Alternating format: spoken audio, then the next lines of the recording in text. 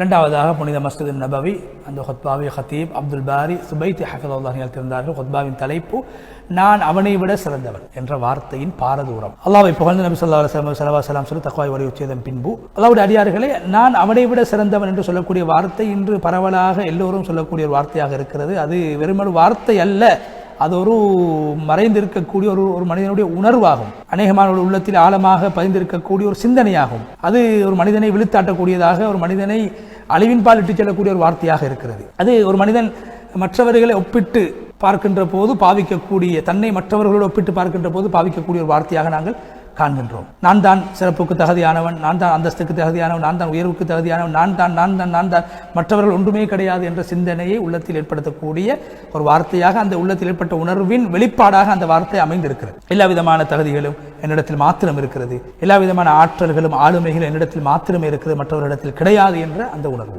மற்றவர்களுக்கு கிடைத்த ரிஸ்கையும் அந்தஸ்தை பார்த்து அற்பமாக கருதுவது, தான் பெரியாள் என்று, தான் உயர்ந்தவன் என்று கருதுவது. அதை சில பேர் பயணமாக சொல்வார்கள், சில பேர் மனதில் என்பார்கள். நான் அவனை விட சிறந்தவன், நான் அவனை விட அறிவான், நான் அவனை விட பரிசுத்தமானவன், நான் அவனை விட உயர்ந்தவன், நான் அவனை விட கண்ணியமானவன், நான் அவனை விட சிறந்தவன் என்ற இந்த உணர்வு, இது அல்லாஹ்வுடைய நீதத்தை விமர்சிக்கக்கூடிய ஒன்றாக, புறக்கணிக்கக்கூடிய ஒன்றாக இந்த வார்த்தை அமைந்திருக்கிறது. அல்லாஹ்வுடைய ஹிக்மத்தில் சந்தேகத்தை ஏற்படுத்தக்கூடிய ஒன்றாக இருக்கிறது. இந்த வார்த்தையை பாவிக்கக்கூடிய அல்லாஹ் பாதுகாக்க வேண்டும். அவர் அல்லாஹ் அடியார்களுக்கு மத்தியில் தன்னுடைய ரிஸ்கை, அந்தஸ்துக்களை, கண்ணியங்களை அல்லாஹ் வழங்கக்கூடிய விடயத்தை இவர் விமர்சிக்கக்கூடியவராக அந்த வார்த்தை அவரை ஆக்குகின்றது, அந்த வார்த்தை அவரை ஆக்கிவிடுகின்றது. எப்போதும் யார் மற்றவர்களை ஒப்பிட்டு தன்னை பார்த்து தான் பெரியவன் என்று உணர்வாரோ அவர் ஒரு வகையான அந்த கிபர் என்ற ஷிர்கிலே அவர் விழுந்து விடுகிறார். ஷைத்தானுடைய வழியிலே அவர் செல்லக்கூடியவராக மாறுகிறார். நான் தான் சிறந்தவன், நான் தான் உயர்ந்தவன் என்று உலகத்திலே வாழ்வது, மற்றவர்களை மட்டம் தட்டி மற்றவர்கள் அற்பமாக கருதி வாழ்வது. இந்த வார்த்தை நாவினால் மாத்திரம் மொழியக்கூடிய வார்த்தையல்ல, சில பேர்களுடைய செயலிலிருந்து விளங்கு. சில பேர் வாயால் சொல்வார்கள் நான் தான் உயர்ந்தவன், நான் தான் சிறந்தவன். சில பேருடைய செயல்கள், அவருடைய அசைவுகள் அதை எடுத்து காட்டக்கூடியதாக இருக்கும். வாயால் சொல்ல மாட்டார்கள். எப்படி அது? அதாவது தன்னை உயர்வாக கருதுவது, மற்றவர்களை பார்த்து ஏளனமாக சிரிப்பது, மற்றவர்களுக்கு முன்னால் கொஞ்சம் ஏளனமாக தன்னுடைய சத்தத்தை உயர்த்தி பேசுவது.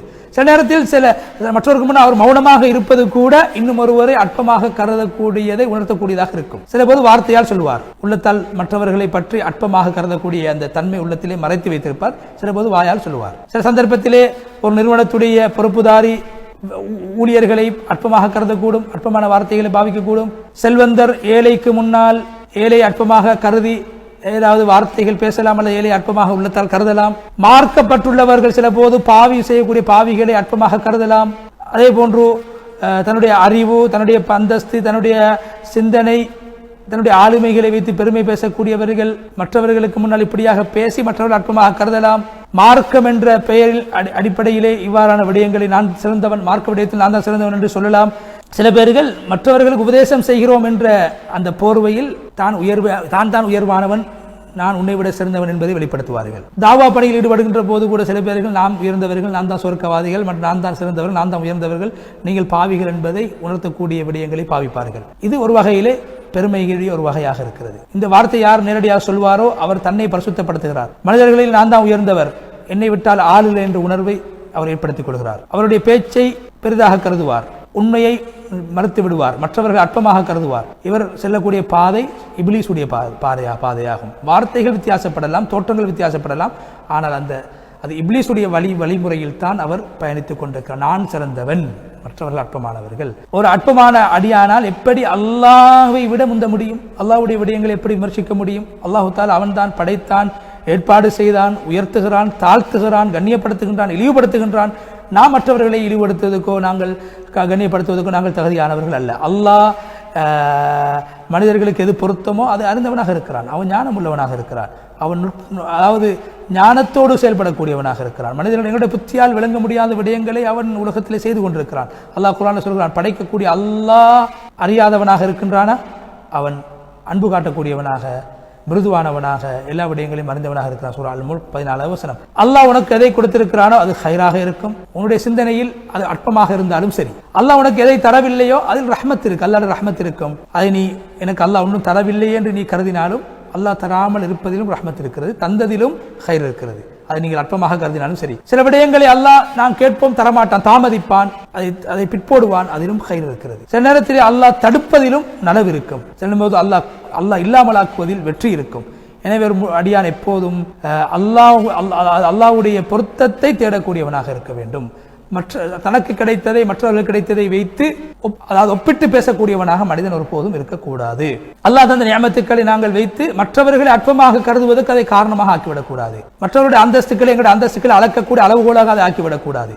சில பேர்களை நீ அற்பமாக கருதுவாய் மனிதனே, அந்த மனிதன் நீ யாரை அற்பமாக கருதினாயோ அவன் அல்லாஹ்விடத்திலே மிக உயர்ந்தவனாக இருப்பான், பல மடங்கு உன்னை விட சிறந்தவனாக இருப்பான். எனவே மார்க்கம் பெருமையை விட்டு மாத்திரம் தடுக்கவில்லை, மாறாக எங்களுக்கு யூசுப் அலைஹிஸ்ஸலாத்து வஸ்ஸலாம் அவருடைய வாழ்க்கையை சொல்லி அந்த அந்த அந்த பணிவுத்தன்மைக்கு ஒரு எடுத்துக்காட்டாக யூசுப் அலைஹிஸ்ஸலாத்துடைய வாழ்க்கையை அல்லாஹ் குர்ஆனிலே குறிப்பிட்டிருக்கிறான். யூசுப் அலைஹிஸ்ஸலாத்து வஸ்ஸலாம் அவங்க அறிவுள்ளவர்களாக இருந்தார்கள், நல்ல குணமுள்ளவர்களாக இருந்திருக்கிறார்கள், கண்ணியத்தோடு வாழ்ந்திருக்கிறார்கள். அதே நேரத்தில் அந்த மிஸ்ருடைய அந்த மன்னனுக்கு முன்னால் அவர்கள் என்ன சொன்னார்கள்?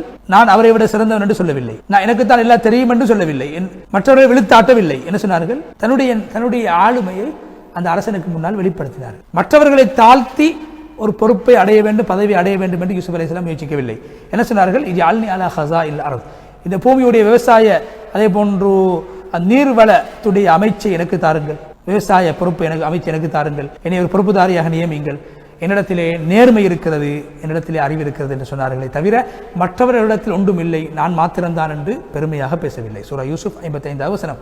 அந்த பணிவோடு நம்பிக்கையோடு இந்த வார்த்தையை சொன்னார்கள், பெருமையோடு சொல்லவில்லை, யாரையும் அற்பமாக கருதவில்லை. நான் தான் மற்றவருடைய வெற்றிக்கு நான் தான் காரணமாக இருக்கிறேன் என்று தன்னை மாத்திரம் உயர்த்தி பேசவில்லை. ஊருக்கு, நாட்டுக்கு, சமூகத்துக்கு ஒரு சேவையாளனாக தன்னை அவர்கள் அடையாளப்படுத்தினார்கள். சில பேர்கள் சமூகத்துக்கு, நாட்டுக்கு சேவை செய்வதற்காக தன்னுடைய ஆளுமைகளை வெளிப்படுத்துவார்கள், அவர்களுக்கு நன்மை கிடைக்கும், அல்லாஹ் அவர்களை உயர்த்துவான். இன்னும் சில பேர்கள் மற்றவர்களை தாழ்த்துவதற்காக வேண்டி தன்னை பெரியவர்களாக காட்டுவார்கள், அல்லாஹ் அவர்களை அழித்து விடுவார். எப்போது மனிதனுடைய உள்ளத்தில் பெருமை ஏற்படுமோ அப்போது ஒரு சமூகம் அழிந்துவிடும், ஒரு சமூகத்துடைய வளர்ச்சி குன்றி போய்விடும், அவர்களுக்கு மத்தியில் இருக்கக்கூடிய உறவுகள் எல்லாம் துண்டிக்கப்பட்டுவிடும், கண்ணியம் என்ற அந்த பாலம் தகர்க்கப்பட்டுவிடும், பொறாமை, விரோதம், குரோதம், வஞ்சகம் மக்களுக்கு மத்தியிலே பரவ ஆரம்பித்துவிடும். இதனால் தான் சொன்னார்கள், யாருடைய உள்ளத்தில் அணுவளவு பெருமை இருக்கும் அவர் சொர்க்கம் செல்ல மாட்டார். பெருமை என்றால் என்ன? நபி அவங்க சொன்னாங்க, உண்மையை மறுப்பது, மற்றவர்களை அற்பமாக கருதுவது. லுக்மான் அலைஹிஸ்ஸலாம் தன்னுடைய மகனை பார்த்து சொன்ன வார்த்தை குர்ஆன் சொல்கிறது, மகனே நீ பூமியில் நடக்கின்ற போது பெருமையோடு நடக்காதே, பெருமை அடிக்கக்கூடியவர்களை, பெருமை பேசக்கூடியவர்கள் அல்லாஹ் விரும்ப மாட்டான். சூரா லுக்மான் 18வது வசனம். நபி ஸல்லல்லாஹு அலைஹி வஸல்லம் அவர் சொன்னார்கள், யார் அல்லாஹ்வுக்காக வேண்டி சற்று பணிந்து போவார்களோ அல்லாஹ் அவர்களை பல மடங்கு உயர்த்துவான், அல்லாஹ் உயர்ந்த சொர்க்கத்தில் கொண்டு போய் உயரத்தில் அல்லாஹ் அவர்களை வைப்பான். யார் அணுவளவு பெருமை அடிப்பார்களோ, ஒரு அளவு அணுவளவு சற்று பெருமை அடிப்பார்களோ அல்லாஹ் அவர்களை தாழ்த்தி விடுவான், மிகவும் நரகத்திலே கீழ்த்தரத்தில் அல்லாஹ் அவர்களை கொண்டு போய் சேர்த்து விடுவான். இப்னு மாஜா, பைஹகி போன்ற கிரந்தங்கள் செய்தி பதிவு செய்யப்பட்டிருக்கிறது. அதை சொல்லி ஹுத்பாவுடைய முதல் பகுதியை விட்டு ஹதீப் அப்துல் பாரி சுபைத்தி ஹஃபிதஹுல்லாஹ் வெளிப்படுத்தினார்கள். ஹுத்பாவுடைய 2வது பகுதியிலே அல்லாஹ்வை புகழ்ந்து நபி ஸல்லல்லாஹு அலைஹி வஸல்லம் அவர்கள் ஸல்லல்லாஹு அலைஹி வஸல்லம் சொல்லி தக்வாவை வலியுறுத்தியதன் பின்பு அல்லாஹ்வுடைய அடியார்களே, எப்போது உனக்கு பெருமை வருமோ அப்போது நீ நினைத்துக்கொள், உனக்கு வழங்கப்பட்ட நிஅமத்துக்கள் தொடர மாட்டாது, அது தொடர்ச்சியானது அல்ல, அது தற்காலிகமானது. இன்று உனக்கு கிடைத்தது நாளைய தினம் உன்னை விட்டு அது பறிக்கப்பட்டுவிடும். எப்போதும் பணிவோடு நடந்து கொள், தாழ்மையோடு நடந்து கொள். எப்போது மற்றவர்கள் உன்னை விட ரிஸ்குடைய விடயத்தில், கல்வி, பணம், பொருளாதார விடயத்தில் வளர்ந்திருக்கிறார்கள், உயர்ந்திருக்கிறார்கள் என்பதை நீ உணர்வாய், அப்போது நீ சொல், அல்லாஹும்ம பாரிக் லஹு, யா அல்லாஹ் இவருக்கு நீ பரக்க செய்வாயாக, எனக்கு தந்ததை பொருந்து கொள்ளக்கூடியவனாக என்னை நீ ஆக்குவாயாக என்று துவா செய். எப்போதும் உள்ளத்தை பரிசுத்தப்படுத்துவதற்காக அல்லாஹ்விடத்தில் துவா செய்து கொள், யா அல்லாஹ் என்னுடைய உள்ளத்தை பெருமையை விட்டும், தற்பெருமையை விட்டும், கெட்ட எண்ணங்களை விட்டும், மோசடியை விட்டும் பாதுகாத்துக் கொள்வாயாக என்று துவா செய் என்று சொல்லி அருமை நாயகம் ஸல்லல்லாஹு அலைஹி வஸல்லம் அவர்கள் அதிகமாக ஸலவாத் ஸலாம் சொல்லுங்கள் என்று வலியுறுத்தக்கூடிய அந்த வசனத்தை ஓதி நீண்ட துவாவை செய்து ஹதீப் அப்துல் பாரி சுபைத்தி ஹஃபிதஹுல்லாஹ் அவர்கள் முழுமையாக மதீனா முனவ்வராவுடைய ஹுத்பாவை விட்டு விடைபெற்று சென்றார். அடுத்ததாக நேயர்களுக்கு புனித மஸ்ஜித் அக்ஸாவுடைய ஹுத்பாவை மொழிபெயர்க்க இருக்கின்றோம்.